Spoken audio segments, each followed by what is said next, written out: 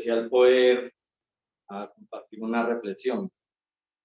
Les doy gracias a quienes se conectaron en el tiempo de confraternidad y compartieron su experiencia, compartieron sobre sus proyectos, sus planes. Fue muy interesante ese espacio de 9 a 10 de la mañana.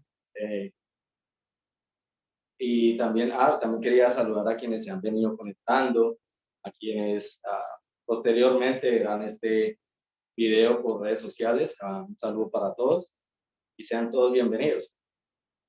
Sí, en el momento de la confraternidad estuvimos hablando un tema que creo que caló, o sea, de cierta manera todos hemos tenido planes y proyectos. De hecho, la pregunta era, ¿alguna vez emprendiste algún proyecto o plan, sea personal, familiar, empresarial, que de cualquier tipo, ¿sí? El cual resultó al final completamente diferente a como lo habías planeado?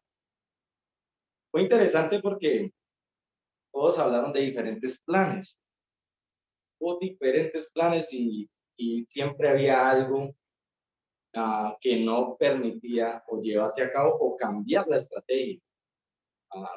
Hubo temas como el clima, como el presupuesto, gastos inesperados, todo eso. Y bueno, fue muy interesante este espacio.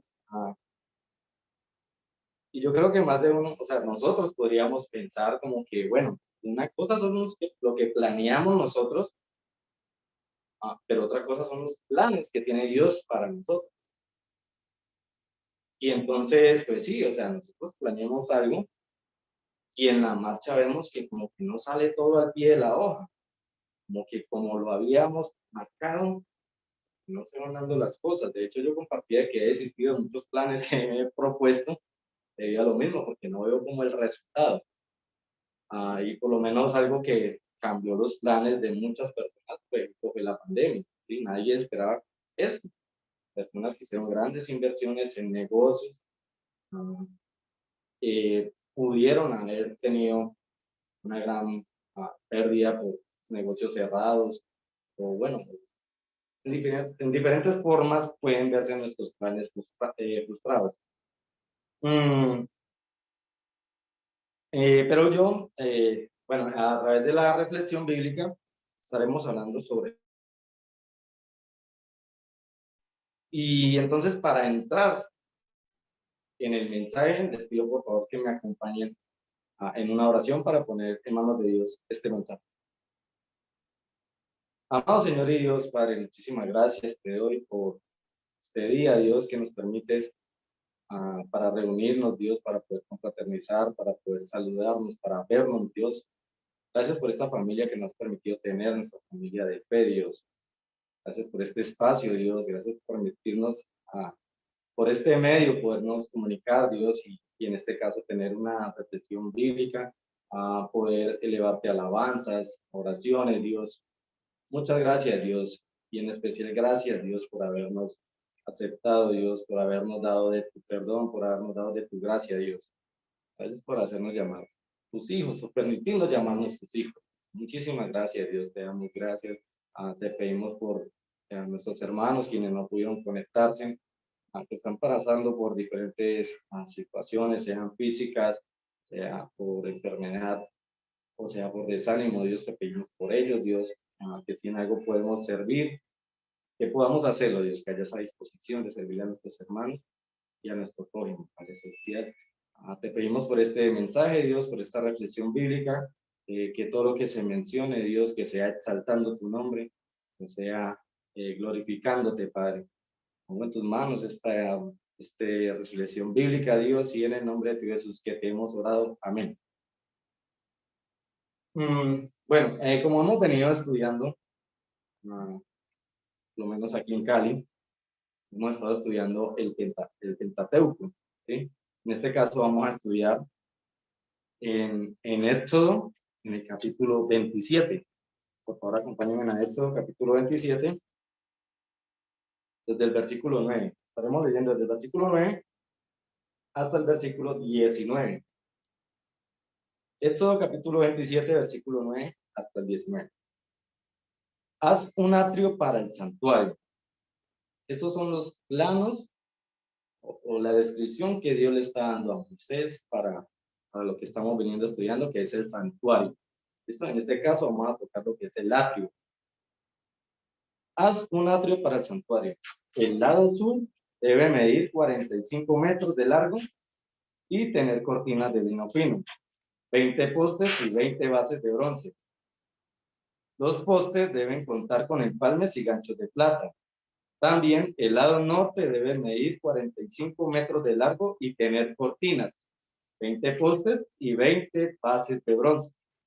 Los postes deben también contar con empalmes y ganchos de plata. Versículo 12. A todo lo ancho del lado occidental del atrio, que debe medir 22 metros y medio, habrá cortinas, 10 postes y 10 bases de bronce. El lado oriental del atrio, que queda hacia la salida del sol, también deberá medir 22 metros y medio. Habrá cortinas de 7 metros de largo y 3 postes y 3 bases al lado de la entrada. Lo mismo de al otro lado. A la entrada del atrio habrá una cortina de 9 metros de largo, de púrpura, carmesí, escarlata y lino fino, recamada artísticamente. Y además 4 postes y 4 bases. Todos los postes alrededor del atrio deben tener empalmes y ganchos de plata y bases de bronce. El atrio medirá 45 metros de largo por 22 metros y medio de ancho, con cortinas de lino fino y 2 metros con 30 centímetros de alto y con bases de bronce. Todas las estacas y los demás utensilios para el servicio del santuario serán de bronce, incluyendo las estacas del atrio. Bueno, esto de las medidas y todo eso, me costó un poco como comprenderlo. El atrio, bueno, todo esto, pensé mucho y buscaba mucho sobre cómo era más o menos, y algo que me ayudó mucho fue un pequeño video que le pidió el favor a Julián Patiño que nos lo proyecte para tener, bueno, lo que me ayudó a mí para entender. Bueno.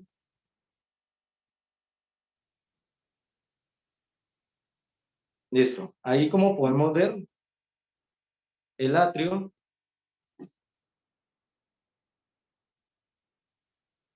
este es el lado occidental, la parte, perdón, el lado sur es el occidental, este es el lado norte y aquí el lado oriental, la entrada. Lo que me llama la atención es el atrio, que el atrio viene siendo ese patio.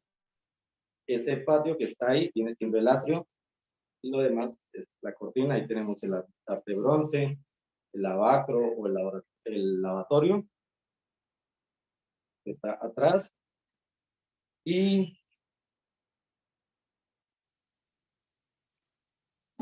el santuario, el lugar santo, que lo divide, el lugar santo y el santísimo que está ahí por medio de una cortina.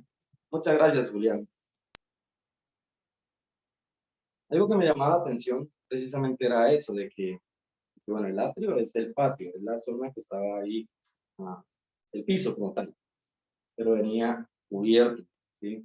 Tanto el lado norte como el occidental, como el sur, y la entrada por el oriente. Pensaba yo un poco, ¿no? Y nos podríamos hacer ciertas preguntas. Por ejemplo, ¿por qué está encerrado? ¿Sí? ¿Por qué encerrado? Porque, o sea, como para que los demás no vean lo que se hace allá adentro, o porque, o sea, porque no podría ser al aire libre y que todo el mundo viera. ¿Será que es para ciertas personas, para personas exclusivas? No todos tenían el acceso, o sea, tenía que ser de cierto parentesco o de cierta tribu para poder entrar. Nos podríamos hacer estas preguntas, ¿sí? ¿Por qué? ¿Por qué tenía que, o sea, Dios, por qué lo hizo encerrado? Esas y muchas más, ¿no? Es que en este momento me haría yo. Pero en sí, lo que más me llama la atención es la puerta. La puerta que es el acceso al atrio, ¿sí?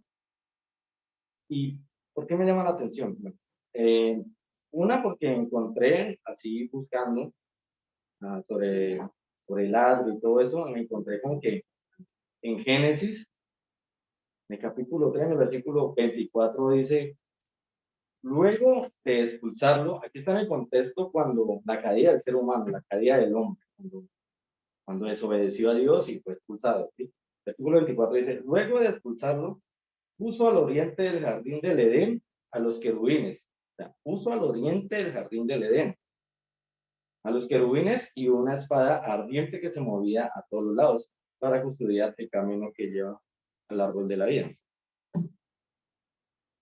Aquí se menciona también como ese lado oriente, ¿sí? Y no quiero decir pues o sea, yo no soy, digamos, una persona que pueda asegurar de que tiene que ver esto con lo otro, pero sí me llamaba la atención, ¿sí? Porque precisamente el santuario, también la entrada estaba al lado oriente.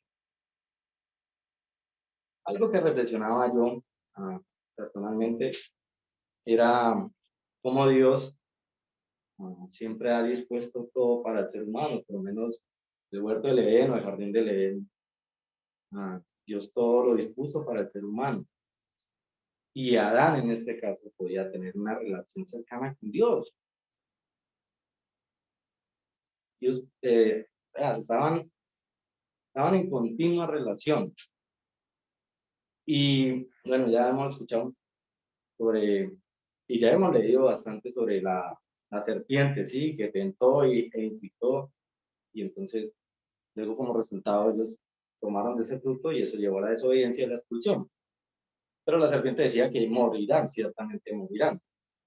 Físicamente no murieron, pero sí hubo una muerte, que fue que se hubo ruptura de la relación con Dios. Hubo esa separación. Muerte sí hubo y llevó a la expulsión. Pensaba un poco en ese santuario, ¿sí? Pensaba un poco en ese santuario en que en Dios lo grande que es, lo majestuoso que es, y, y digamos, diseña este tabernáculo para vivir en medio del ser humano, ¿sí? Entonces, como que Dios siempre ha dispuesto o siempre ha estado para estar en continua relación con el ser humano. Pero ¿qué es lo que nos ha separado? ¿Qué es lo que nos ha dado muerte a esa relación? El pecado. Es el pecado, precisamente. De hecho, cuando entramos, como salió, cuando entramos por esa puerta, vemos el altar, ¿sí?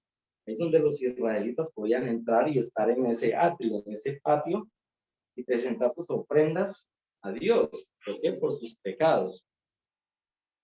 De hecho, pensaba un poco en los israelitas que estaban ahí, pues ellos llevaban 430 años aproximadamente en esclavitud con los egipcios. 430 años. Yo hacía cuenta más o menos y son como 10 generaciones. Podrían ser 10 generaciones. Entonces tenía más impregnada la cultura egipcia. Lo más probable, posiblemente, lo que habían aprendido de sus antepasados, de Jacob y los patriarcas, posiblemente ya no lo tenían tan presente o no estaba. ¿Sí? Posiblemente a Dios lo podían ver más como un mito, porque eran 430 años, o sea, eso es mucho tiempo, o sea, es como si nos fuéramos a otro país, yo me voy a otro país y empiezo a tener pues mi descendencia allá, de pronto mis hijos pueden seguir compartiendo lo que es el sancochito, lo que es los tamales, la rellena. Puede ser, sí, lo que nosotros como colombianos nos caracteriza. Pero a medida que van surgiendo las otras generaciones, posiblemente están perdiendo esa cultura colombiana y puedes tender a ser más de ese país. Entonces pensaba eso, de que no tenían muy presente a Dios.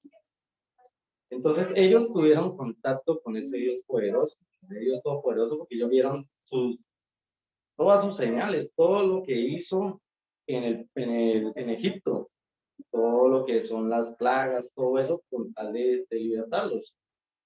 Ver el mar, abrirse en dos, cruzarlo, maná del cielo, agua de una roca, o sea, ellos visualmente contacto con Dios, vieron ese poder de Dios.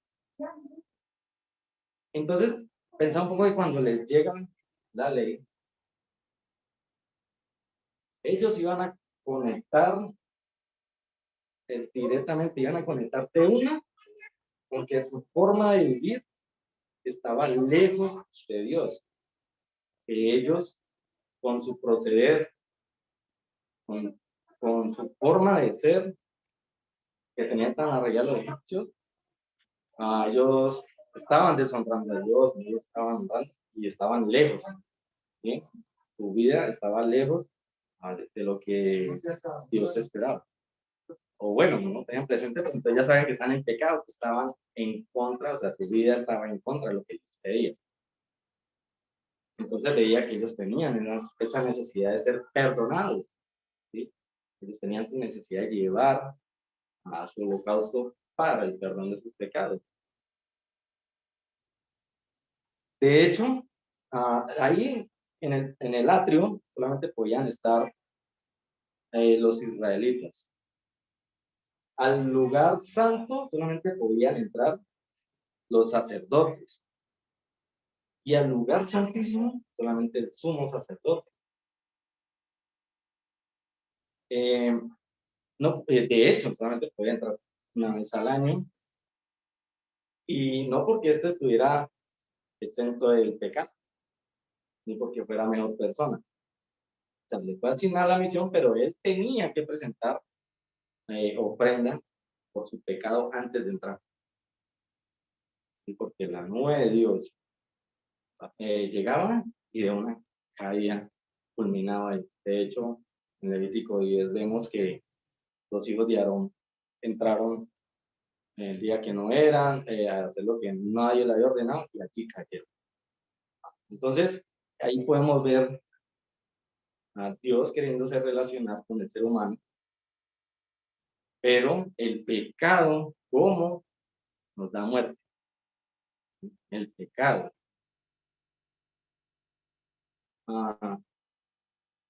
De hecho, podríamos pensar, sí, hablamos de los planes, y ligeramente podríamos tomar como que, bueno, el jardín del Edén fracasó por el pecado, y ahora el tabernáculo o el santuario ya no está, y como que no funcionó. Podríamos tomarlo así a la ligera. ¿Será que los planes de Dios hay que irlos como renovando, como que según la medida, según el caminar, según la necesidad, hay que formar otra estrategia, hay que armar otro plan? Eso como para ir entrando en lo que, bueno, la pregunta, conectarla con el mensaje.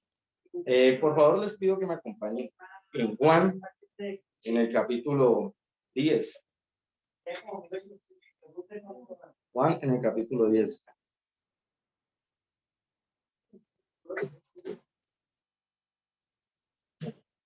Juan, capítulo 10, dice, en el versículo 1, ciertamente les aseguro que el que no entra por la puerta al redil de las ovejas, sino que trepa y se mete por otro lado, es un ladrón y un bandido.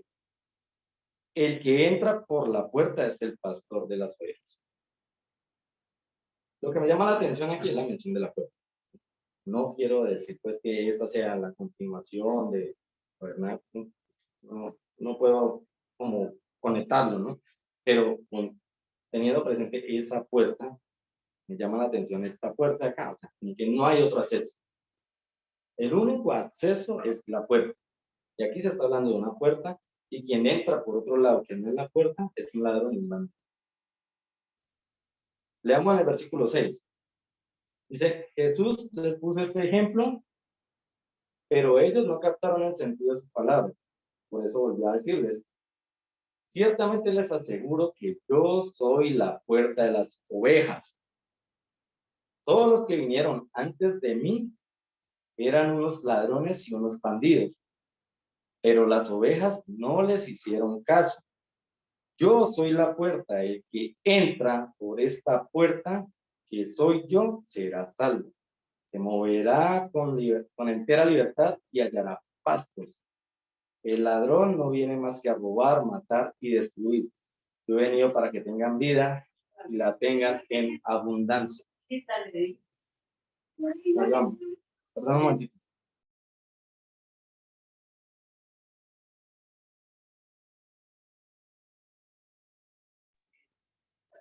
Qué pena, mis hermanos.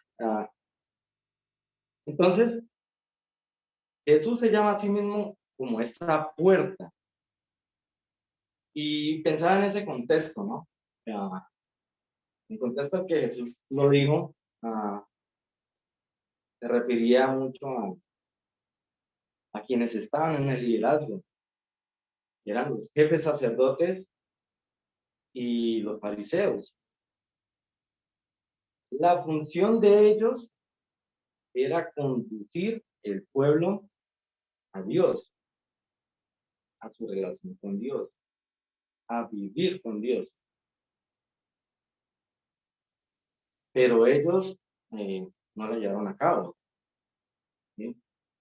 Ellos se llenaron pues más de ritos, de tradiciones, y se beneficiaron pues del pueblo, ¿sí? En vez de servirles al pueblo, buscan era sacar beneficio del pueblo, lucrarse, ¿sí? Sacar provecho. Y se estaba perdiendo el llevar o conducir el pueblo a Dios. Jesús se hace llamar a sí mismo como esa puerta. Yo soy esa puerta que conduzco a Dios. Yo mismo lo veía yo en el santuario, ¿sí? La entrada del atrio. ¿A dónde conduce esa puerta? A Dios, ¿sí?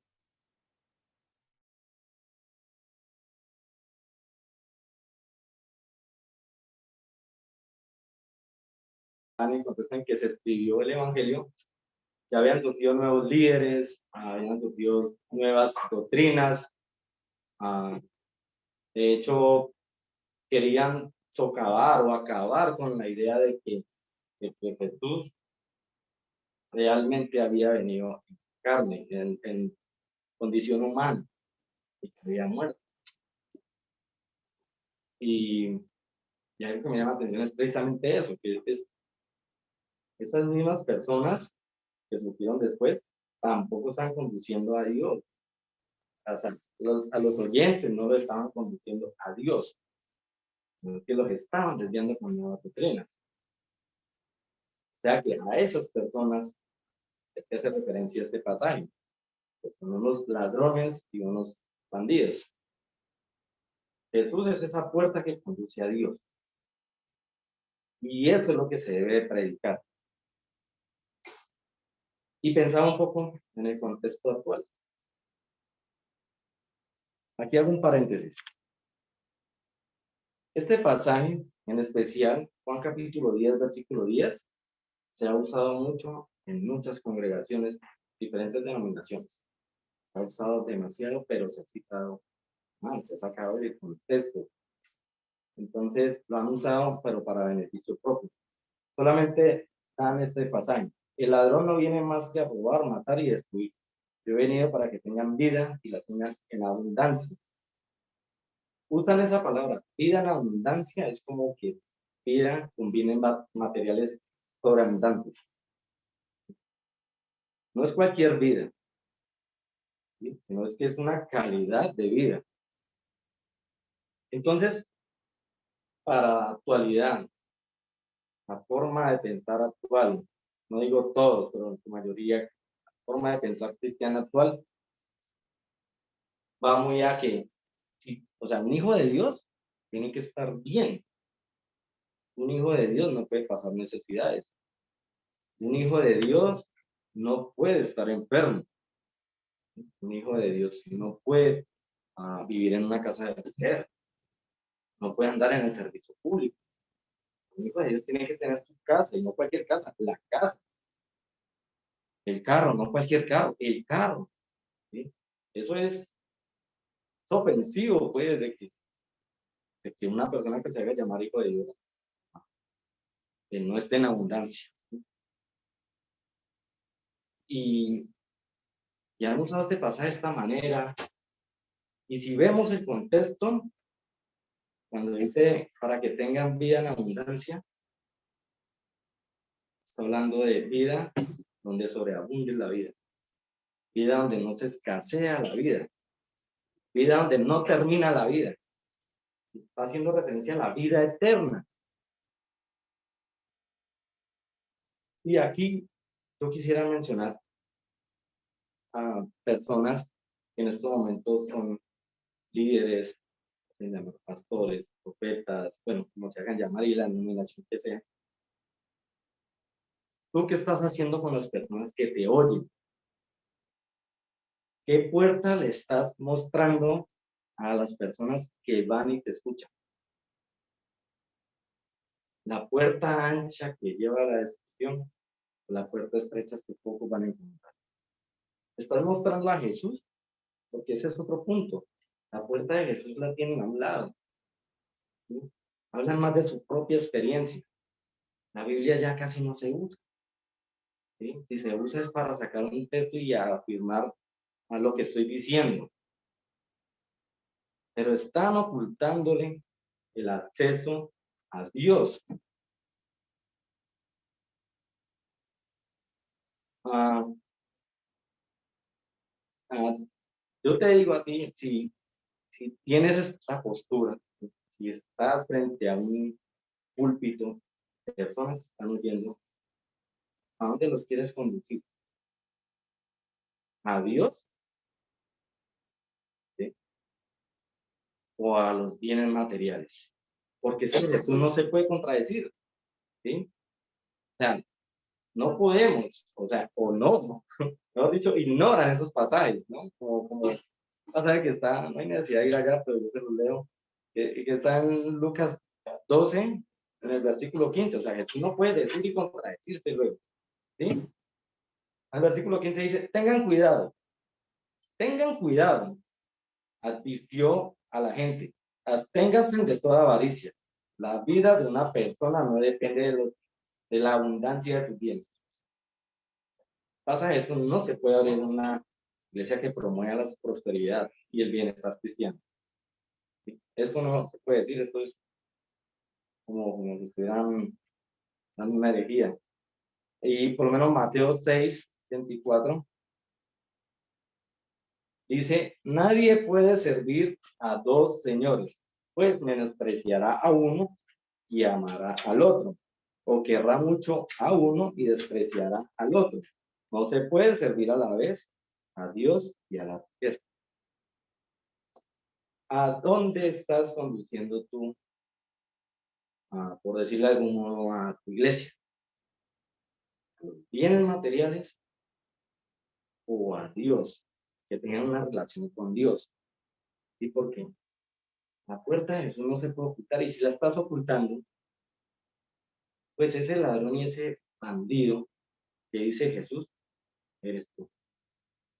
¿Te estás beneficiando de tus fieles o de personas que asistan a tu congregación, pero no estás haciendo tu labor pastoral? No estás conduciendo a las personas a que conecten con Dios, que encuentren a Dios. Los estás desviando del camino. Bueno, cierro paréntesis. Jesús, así como este pasaje que piden abundancia, refiriendo a la vida eterna, también usó pasajes como como Juan 14:2, que es cuando habla de, Juan 14:2, ¿no? Que es cuando habla de que se va, ¿sí? Perdón, en el que dice, en el hogar de mi padre hay muchas viviendas. Si no fuera así, yo se los habría dicho a ustedes. Voy a prepararles un lugar y si me voy, les preparo, vendré para llevármelos conmigo. Así ustedes estarán donde yo esté. Ustedes ya conocen el camino para ir donde yo voy. O sea, Jesús habla directamente de la vida eterna, pero luego cuando estaba en vida. Ah, como podemos ver en las escrituras, y no profundizo porque podría alargarme mucho, pero entonces tenemos que Jesús murió, pero Jesús resucitó, luego se le presentó a sus discípulos y descendió, ascendió. Ah, y ahí partió el testimonio de los apóstoles, de los discípulos, y empezó el cristianismo como tal.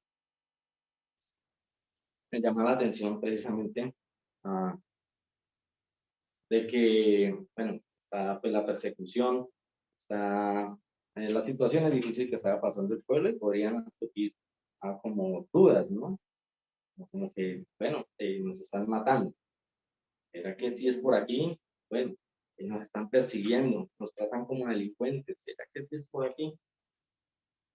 Ah, y me llamaba la atención precisamente en, en Apocalipsis. Apocalipsis capítulo 1, en el versículo 17, estaba Juan en la isla de Patmos precisamente a causa del Evangelio, a causa de testificar que Jesús así vino, murió y resucitó, estaba aislado de la sociedad. Y entonces vino a él una revelación. Y entonces aquí en Apocalipsis 1 está narrando cómo Juan vio en la visión a una persona semejante al Hijo del Hombre, que venía con su túnica, su cinturón ceñido, el pelo, su cabello blanco como la nieve y traía 7 estrellas en la mano. Pero me llama la atención es el versículo 17. Y dice Juan, al verlo, o sea, él se volteó a mirar quién estaba hablando. Entonces, al verlo, caía a sus pies como muerto. Pero él, poniendo su mano derecha sobre mí, me dijo, no tengas miedo, yo soy el primero y el último, y el que vive. Estuve muerto, pero ahora vivo por los siglos de los siglos, y tengo las llaves de la muerte y del infierno. Me imagino la impresión de Juan, escuchar esto, verlo, ¿sí? O sea, yo soy como un poco parco para expresar mis emociones, pero de verdad me emociona mucho. ¿Por qué? Porque podría, aquí Juan, al verlo, todavía vivo, ¿sí? Y por los siglos de los siglos, me imagino la expresión de él y también los que la leyeron, ¿no? Es verdad, es cierto, lo que él nos dijo de que íbamos a tener vida eterna, es verdad. Y lo que nos prometió es cierto.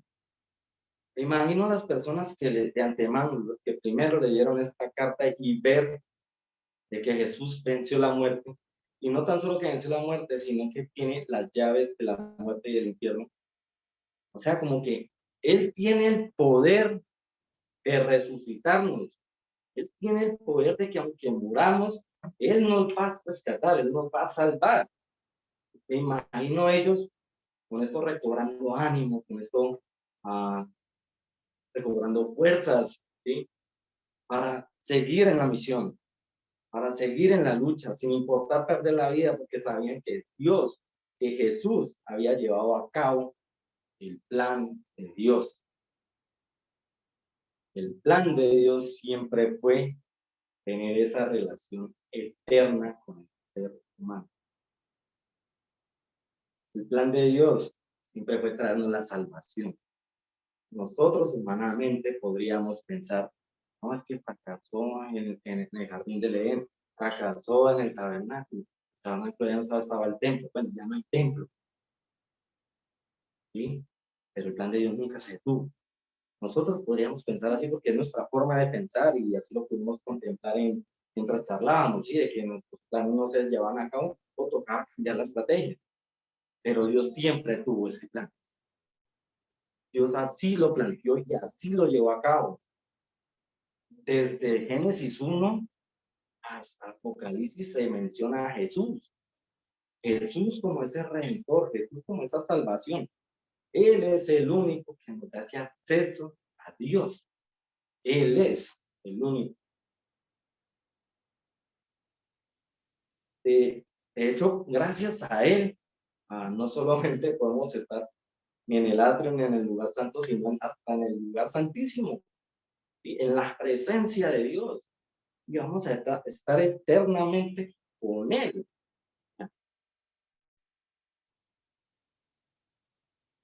Y Jesús mismo dice, por los siglos de los siglos.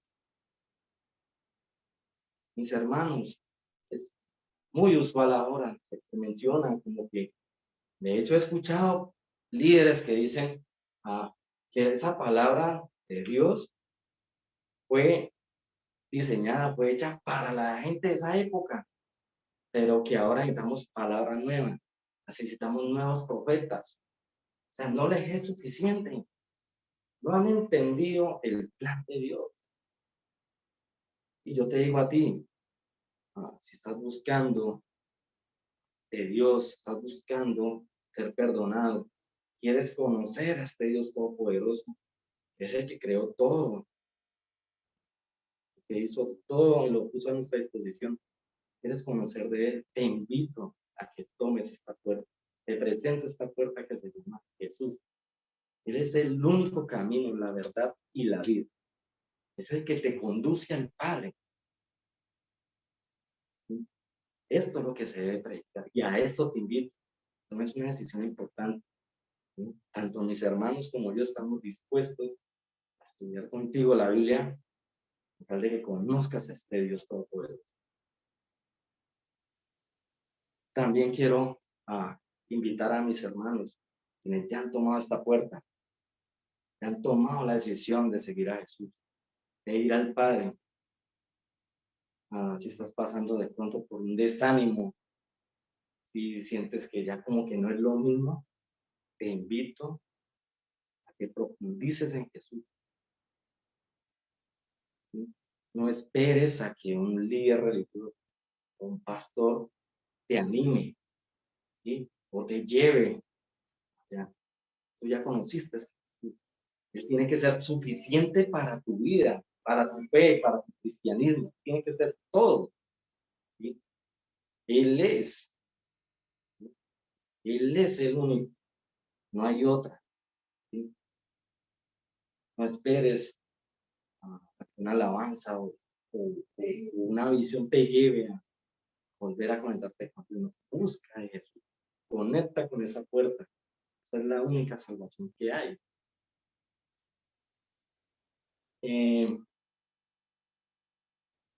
Mis hermanos, para mí es un ánimo poder hablar de estas cosas. Esto es lo que a mí me anima diario. Saber que no es en vano nuestra labor. Saber de que Dios plan que lo llevó a cabo, que Jesús obedeció hasta la muerte, con tal de que nosotros tuviéramos ese acceso. Y con esto, mis hermanos, quiero que miremos hacia allá siempre, nos enfoquemos siempre nuestra fe, nuestro cristianismo, que esto es lo que debemos predicar, que esto es lo que tenemos que evangelizar y es lo que nos tiene que animar.